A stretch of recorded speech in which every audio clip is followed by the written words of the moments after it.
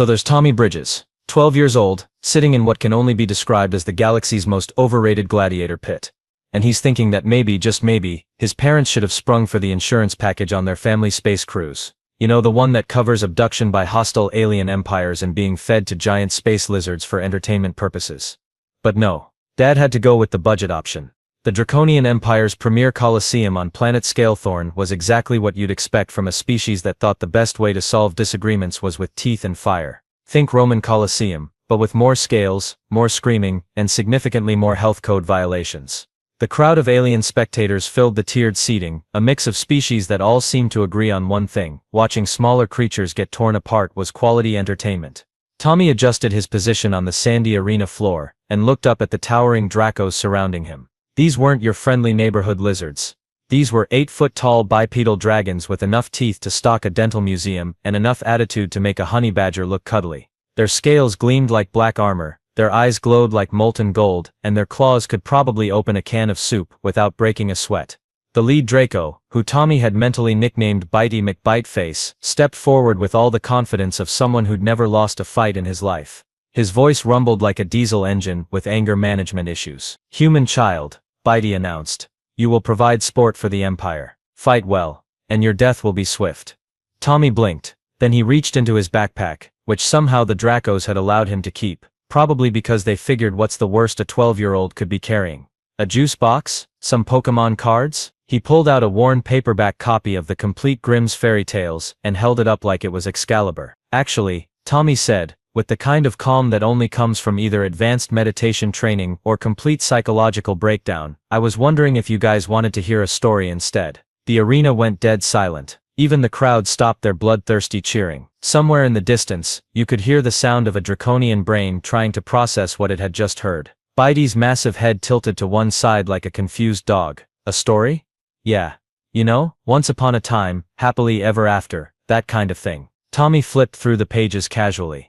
"I've got some real classics here. Ever heard of Goldilocks and the Three Bears? It's about breaking and entering, but in a cute way." The other Dracos looked at each other with the kind of confusion typically reserved for people trying to assemble furniture from Sweden. One of them, slightly smaller but with particularly impressive horns, leaned toward Bitey.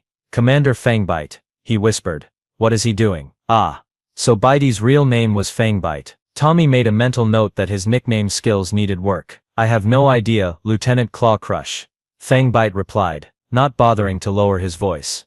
"This is unprecedented." Tommy settled into a more comfortable position, cross-legged on the sand. "Look, where I come from, when you're dealing with scary monsters, you've got two options. You can scream and run around, which honestly seems like a lot of work, or you can try the bedtime story approach. Works great on my little sister when she thinks there's something under her bed." The crowd was getting restless. Some alien in the upper seats shouted something that probably translated to less talking, more mauling. Commander Fangbite raised a clawed hand for silence, his golden eyes fixed on Tommy with laser-like intensity. "You compare us to things under beds. Well, you're big, you're scary, you make a lot of noise. And you showed up uninvited," Tommy said cheerfully. "If it walks like a monster under the bed and talks like a monster under the bed," and with that Tommy opened his book and cleared his throat. "Once upon a time, there was a little girl named Goldilocks." Now if you've ever tried to read a bedtime story to a room full of apex predators who were expecting a light snack and some entertainment, you'll understand that the atmosphere was what you might call tense. The Dracos stood frozen like statues, except statues don't usually breathe fire when they're confused. Commander Fangbite's tail twitched with the kind of nervous energy usually reserved for cats watching laser pointers. He kept opening his mouth to say something, then closing it again, which gave him the appearance of a very large, very dangerous goldfish. "She walked through the forest," Tommy continued, completely ignoring the fact that he was surrounded by creatures that could turn him into a Tommy-shaped scorch mark on the arena floor, until she came to a house. She knocked on the door, but nobody answered. Lieutenant Clawcrush leaned forward, his massive frame casting a shadow over Tommy. "Why did she not announce herself properly? This is a clear violation of territorial protocols." Tommy paused mid-sentence and looked up. Because she's like 8 years old, and it's a fairy tale?" "What is a fairy tale?" asked another Draco, this one with particularly impressive spikes running down his spine. Tommy decided to call him Spikes a lot. "It's a story that teaches kids lessons through, talking animals and magic and stuff that doesn't actually happen." Tommy realized he was entering dangerous territory here, but in a fun way, not in a lying way. The crowd was getting seriously restless now. Alien spectators were throwing what looked like space popcorn and making noises that probably translated to very impolite suggestions about what the Dracos should do with their prisoner. Emperor Blaze Claw's voice boomed from the royal viewing box, a sound like thunder having an argument with a volcano. Commander Fangbite, what is the meaning of this delay? The crowd demands blood. Fangbite looked up at his emperor, then back at Tommy, then at his lieutenant, then at the book, then back at Tommy. The poor guy was clearly having some kind of existential crisis. Sire, Fangbite called back, the human child appears to be malfunctioning. I'm not malfunctioning, Tommy said indignantly. I'm trying to tell you about Goldilocks. She goes into the house, see, and there are 3 bowls of porridge on the table. Porridge, Spikesalot interrupted. What tactical advantage does porridge provide?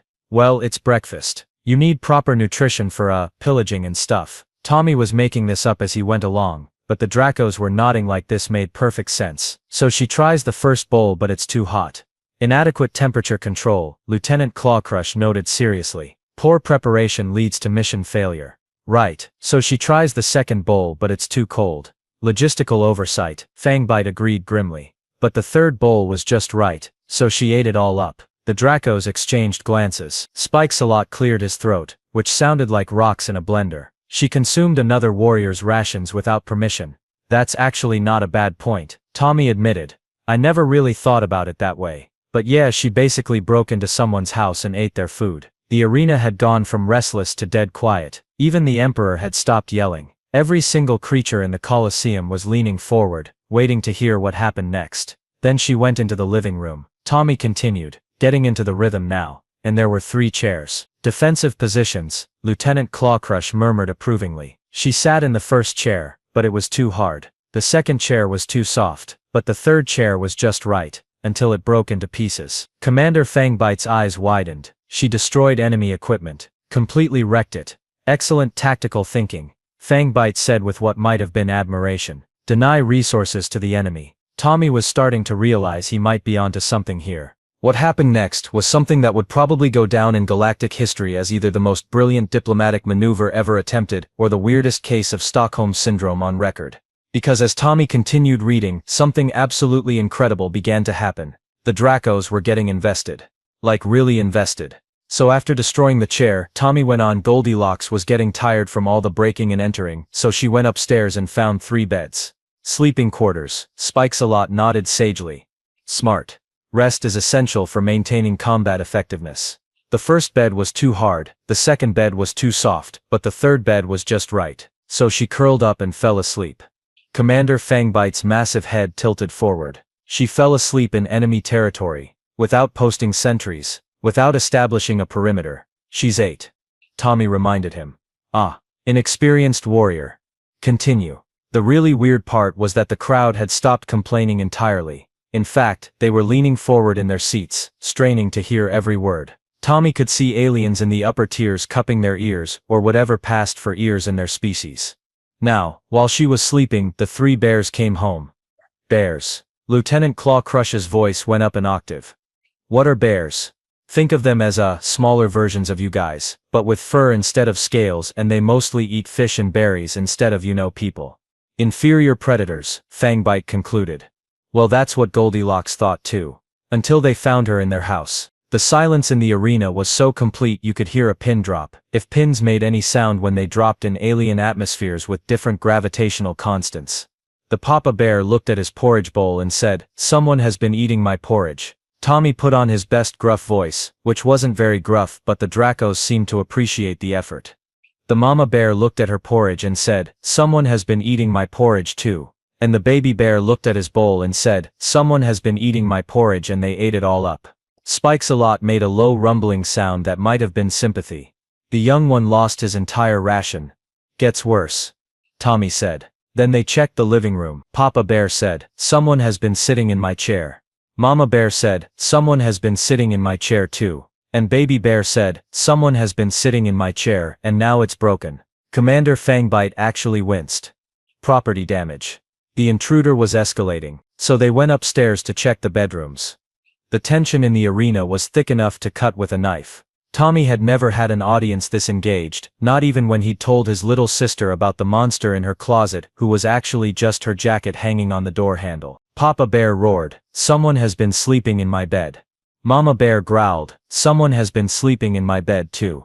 And Baby Bear squeaked, "Someone has been sleeping in my bed, and she's still here."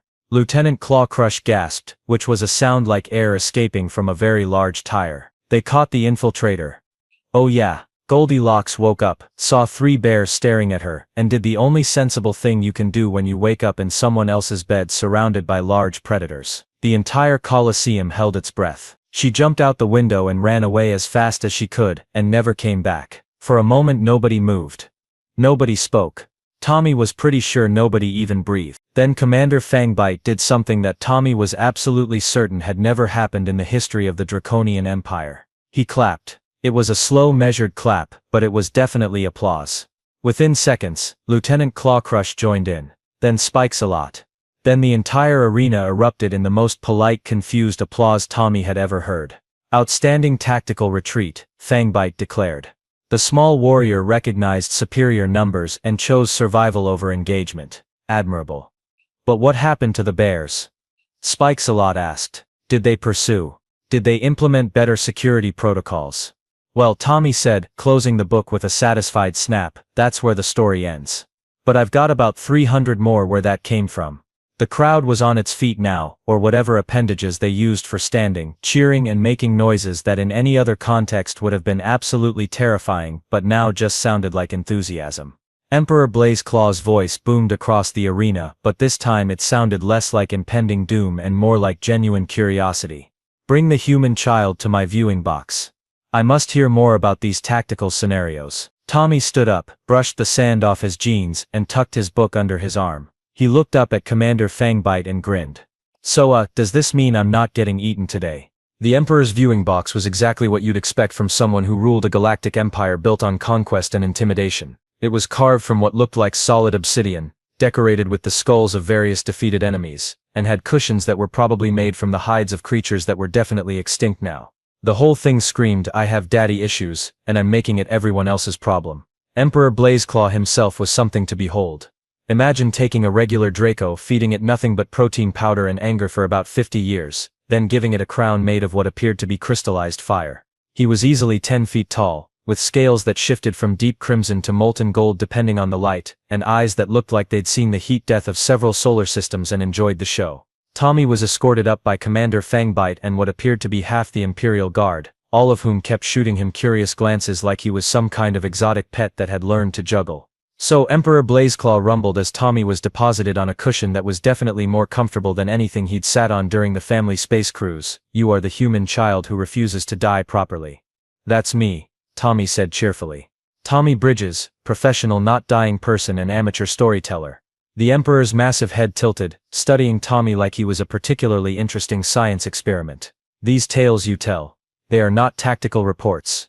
Nope, just stories. Made up stuff to entertain kids and teach them lessons, mostly about not breaking into other people's houses and eating their food." "Made up," the Emperor repeated slowly, like he was tasting the words. "You mean fiction?" "Yeah, exactly, fiction. Pretend. Imaginary." Tommy pulled out his book again, like none of this stuff actually happened. "It's just fun to think about." Emperor Blazeclaw was quiet for a long moment, his golden eyes fixed on the worn paperback in Tommy's hands. When he finally spoke, his voice was softer than before, almost uncertain. "In all my conquests across 17 star systems, I have never encountered anything like this. Our archives contain only battle reports, territorial surveys, and resource assessments. We do not have stories that did not happen." "Seriously?" Tommy blinked. "What do you guys do for fun?" "Fun?" The Emperor looked genuinely confused. "You know, entertainment, relaxation. Stuff you do when you're not conquering planets or breathing fire at people." Commander Fangbite cleared his throat. "We sharpen our claws, maintain our weapons, practice combat formations. That's not fun. That's work," Tommy said. "Don't you ever just, I don't know, sit around and imagine what it would be like to be someone else, or think about magical places that don't exist, or wonder what would happen if animals could talk?" The silence that followed was so profound that Tommy wondered if he'd accidentally insulted their entire culture. Which, as it turned out, he kind of had. "Our society values strength, conquest, and tactical superiority above all else," Emperor Blazeclaw said slowly. We are taught from hatching that imagination is weakness, that fiction is a waste of mental resources that could be devoted to combat strategy. Tommy paused, trying to find a diplomatic way to say it.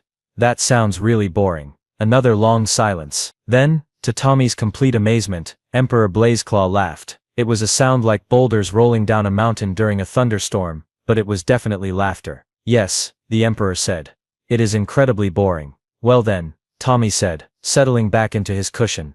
How about I tell you about Little Red Riding Hood? It's got tactical elements too. There's disguise, infiltration, and a woodsman with an axe. The Emperor's eyes lit up like Christmas morning. A woodsman with an axe. This sounds promising. Tommy opened his book and found the right page. Once upon a time there was a little girl who always wore a red hooded cloak, so everyone called her Little Red Riding Hood. Distinctive markings, Emperor Blazeclaw noted approvingly. Easy identification for friend or foe. Her grandmother lived on the other side of the forest, and one day Little Red's mother asked her to take a basket of food to Grandma, who was sick. Supply run through hostile territory, the Emperor murmured. Standard logistics operation. Right. So Little Red set off through the forest, but she didn't know that a big bad wolf was watching her. Wolf? Commander Fangbite leaned forward. What are the tactical specifications of this wolf? Well, he's smart, sneaky, and he talks. Plus he's got really big teeth. Acceptable adversary, the Emperor decided. Continue. The wolf decided he wanted to eat Little Red Riding Hood, but he was too smart to attack her in the open forest where someone might hear her scream. Emperor Blazeclaw's tail swished with interest.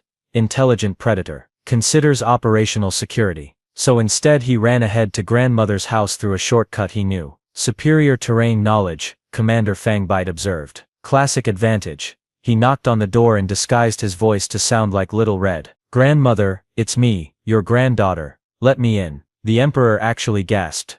Voice mimicry? Deception protocols? This wolf has excellent infiltration skills. The grandmother let him in, and the wolf ate her up in one gulp. Efficient elimination of primary target. The Emperor noted with what sounded like professional admiration. Then he put on the grandmother's nightgown and got into her bed, waiting for Little Red to arrive. Disguise and ambush tactics, Commander Fangbite said appreciatively. This wolf understands combined arms strategy. Tommy was starting to realize that every fairy tale was basically a military operation when you looked at it through draconian eyes. So Little Red arrived and knocked on the door. The wolf called out in his fake grandmother voice. Come in, dear. Maintaining operational cover, the Emperor murmured. Little Red went to the bedroom, but something seemed wrong. Grandmother, she said, what big eyes you have. And the wolf replied, all the better to see you with, my dear. The Emperor was leaning forward now, completely absorbed. He's maintaining the deception while revealing superior reconnaissance capabilities. Brilliant psychological warfare. Grandmother, what big ears you have. All the better to hear you with. Grandmother, what big teeth you have. And Emperor Blazeclaw was practically vibrating with anticipation. All the better to eat you with. And the wolf jumped out of bed and swallowed Little Red whole. What? The Emperor shot to his feet. All 10 feet of imperial fury. That's it? The wolf wins? Superior tactics and strategy triumph. Well, not exactly, Tommy said, trying not to laugh at the sight of the galaxy's most feared ruler having an emotional investment in a fairy tale. See, there was a woodsman nearby who heard the commotion. Ah, external reinforcements. He burst into the house with his axe, saw the wolf with his big full belly, and figured out what happened. So he cut open the wolf's stomach and out popped Little Red and her grandmother, both perfectly fine. Emperor Blazeclaw sat back down heavily. The wolf's operational success was reversed by inadequate perimeter security and failure to account for local armed response. Exactly. And then they filled the wolf's belly with rocks and sewed it back up, so when he woke up he was too heavy to run away, and he fell into a well and drowned. Poetic justice, Commander Fangbite declared. The predator becomes the prey. But here's the thing, Tommy said, closing the book again. What do you think the story is really about? Emperor Blazeclaw considered this seriously. Superior tactics can be defeated by superior tactics. Well, maybe. But mostly it's about not talking to strangers, and how sometimes the people who seem helpful might not have your best interests at heart. The Emperor stared at Tommy for a long moment.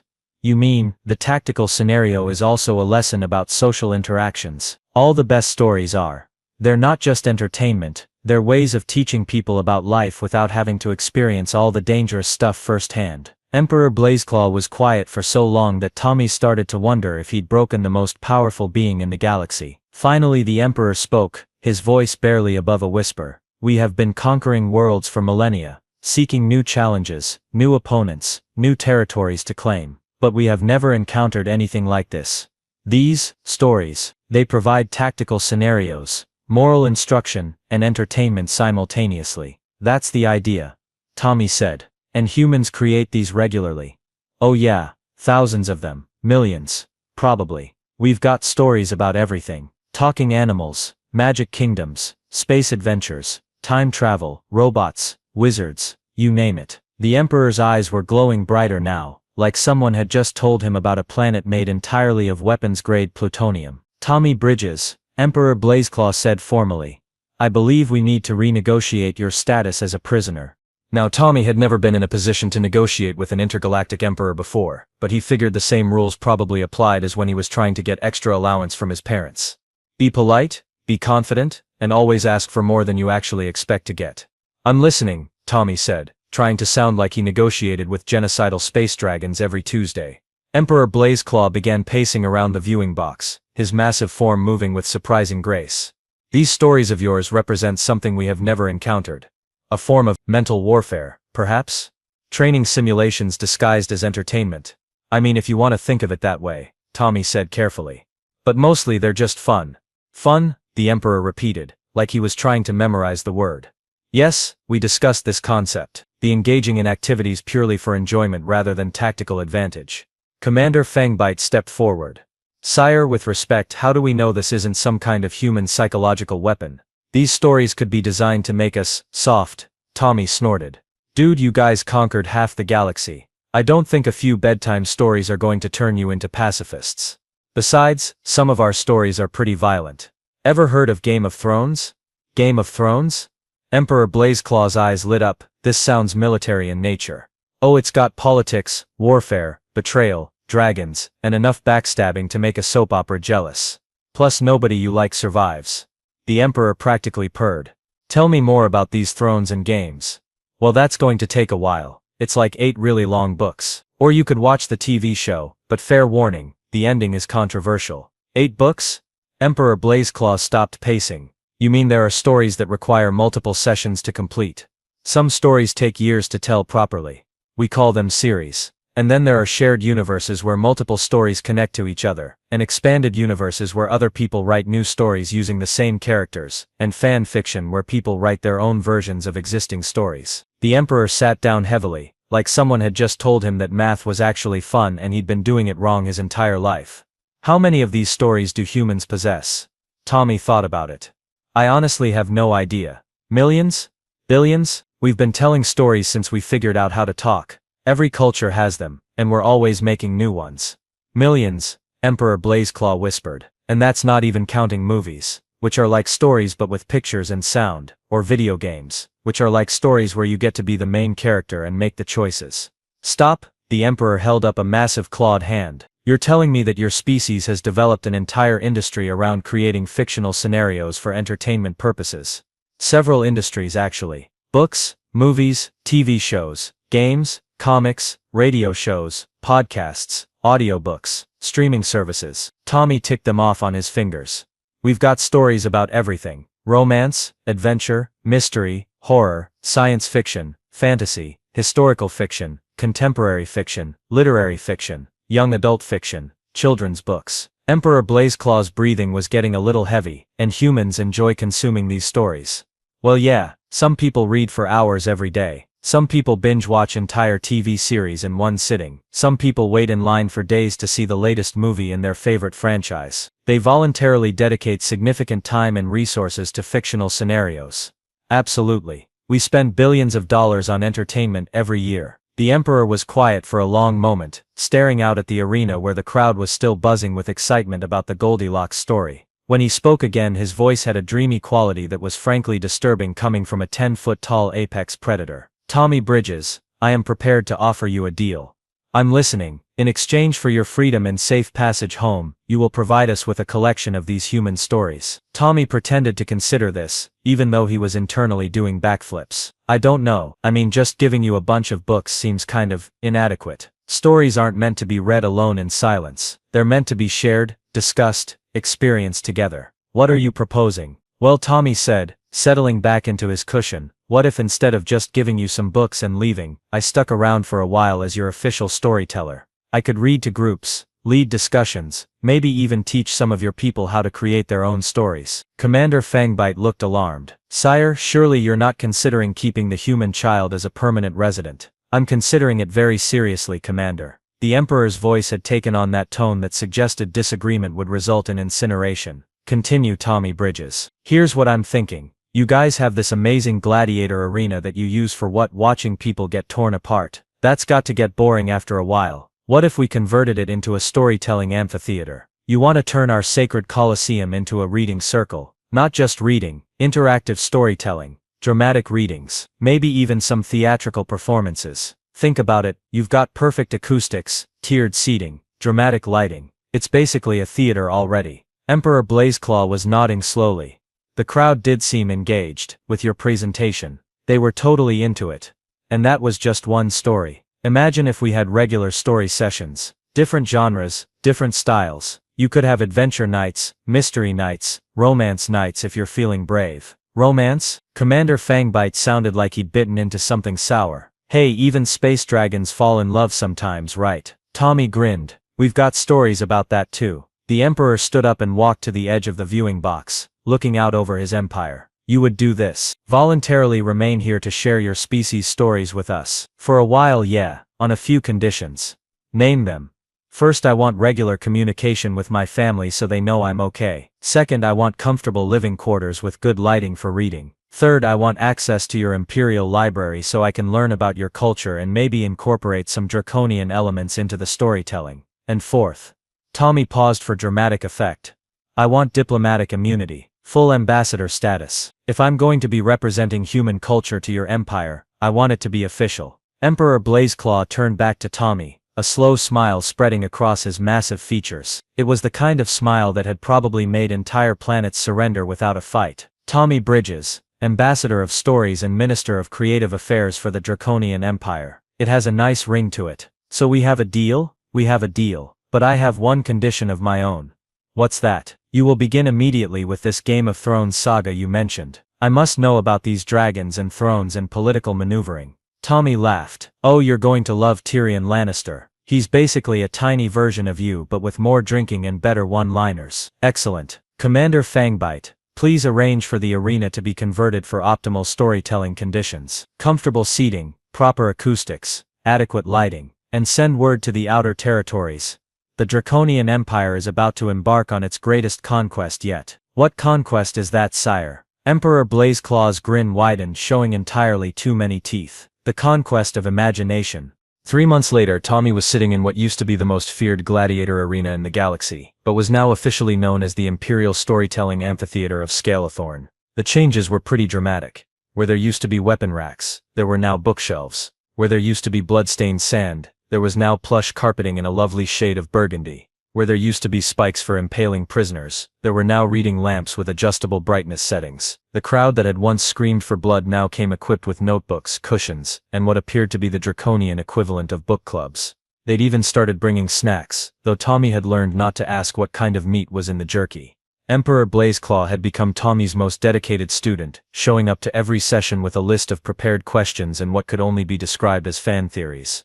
He'd become particularly obsessed with the political maneuvering in Game of Thrones and had started applying Westerosi strategies to his own imperial policies, which had somehow made him a more effective ruler. Commander Fangbite had discovered mystery novels and was now the president of the Whodunit discussion group that met every Tuesday. Lieutenant Clawcrush had developed an inexplicable fondness for romantic comedies, though he insisted they were valuable for understanding civilian psychological warfare. And Spikesalot had started writing what he called tactical poetry, which was actually pretty good once you got used to all the military metaphors.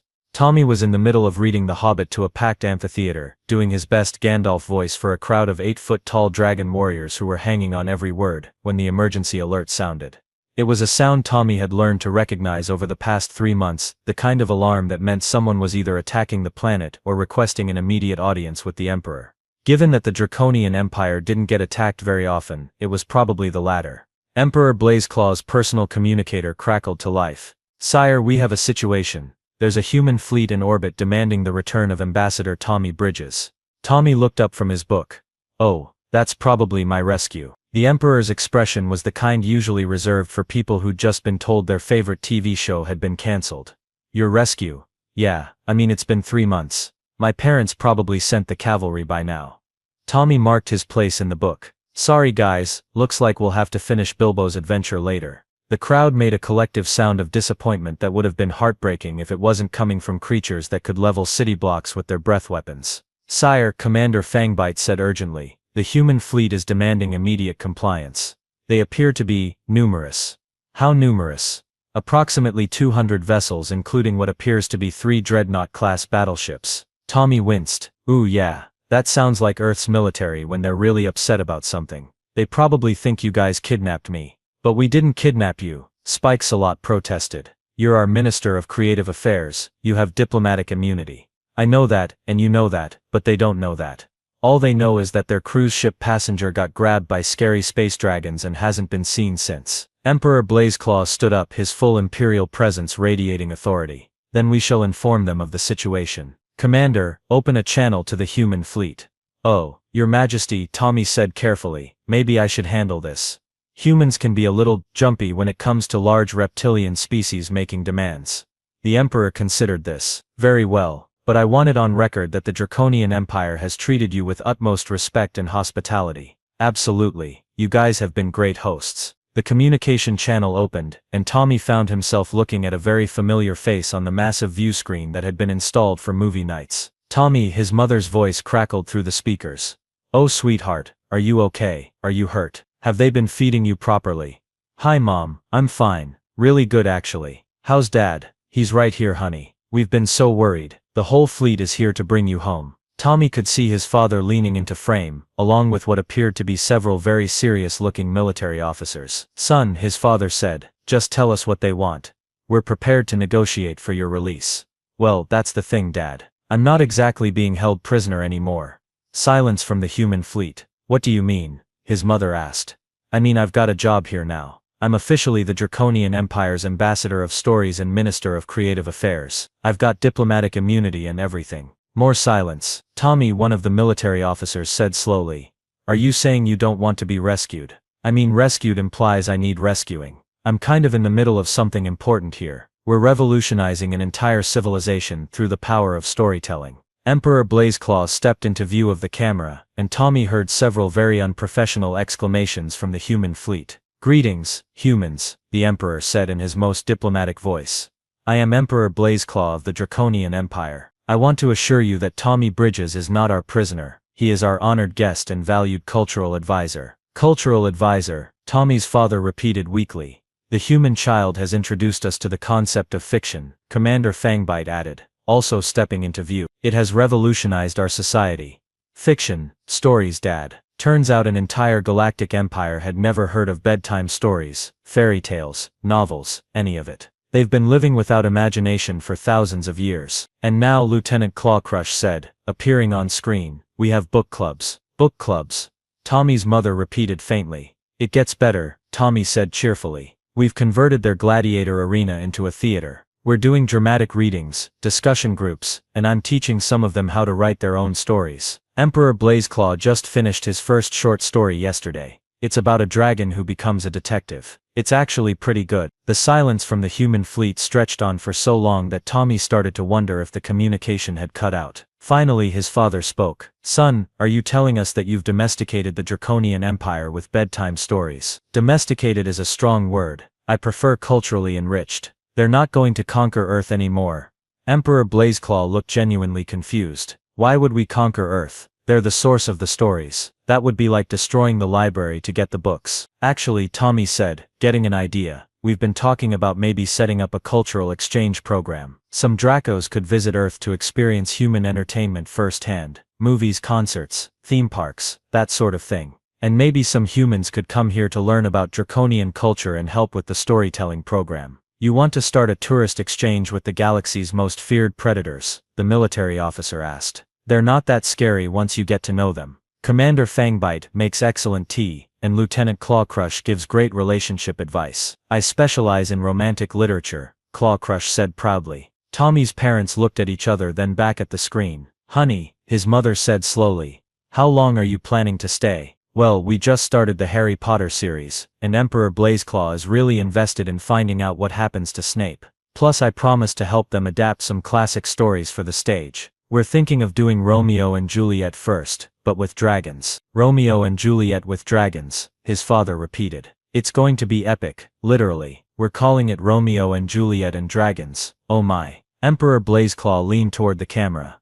Perhaps you would like to attend the premiere. We could arrange diplomatic accommodations. Tommy grinned. So Mom, Dad, want to come to the galaxy's first interspecies theater festival. I promise the dragons won't eat you. They're too busy arguing about whether Hamlet's soliloquy works better in the original English, or translated into ancient Draconian. The view screen showed his parents looking at each other, then at the massive dragon emperor, then back at their son, who was sitting comfortably in what used to be a gladiator arena, surrounded by 8-foot-tall predators, who were apparently now theater enthusiasts. His mother sighed. Do they have good Wi-Fi? I'll need to update my social media. Nobody's going to believe this. The best in the galaxy, Emperor Blazeclaw assured her. We upgraded everything for the audiobook streaming service. And that, Tommy thought as he settled back to finish reading The Hobbit to his audience of reformed space dragons, was probably the most successful case of accidental diplomacy in galactic history. Though he was definitely going to have some explaining to do when he got back to school. Now, where were we? Tommy said, opening his book. Ah yes, Bilbo was just about to meet Gollum.